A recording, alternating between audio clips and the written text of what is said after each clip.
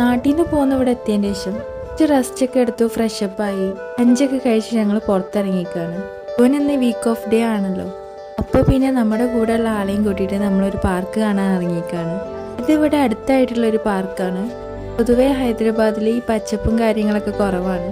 അപ്പോൾ പിന്നെ ഈ പ്രകൃതി രമണീനെ കാണാൻ ഇടയ്ക്ക് ഇങ്ങോട്ടും വരലുണ്ട്.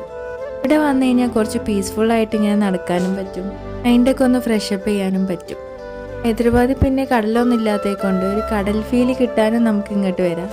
അങ്ങനെ കുറച്ച് നേരം കാറ്റും വെളിച്ചൊക്കെ കൊണ്ട് കുറച്ച് പൂക്കളും കാര്യങ്ങളൊക്കെ നോക്കി നിന്നിട്ട് നമ്മൾ കുറച്ച് നേരം അവിടെ റിലാക്സ് ചെയ്തു. ഇന്ന് എന്തെങ്കിലും ഒരു പ്ലാൻ ചെയ്തിട്ട് പോവാന്നാണ് കരുതിയത്.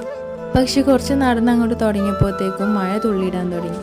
മഴയും കൂടി പെയ്തപ്പോൾ ഇവിടുത്തെ ഭംഗി ഇരട്ടിയായിട്ടോ സത്യം പറഞ്ഞാൽ. അപ്പോൾ പിന്നെ നമ്മുടെ മഴൻ്റെ വക കുറച്ച് തണുപ്പും കൂടിയും കിട്ടി.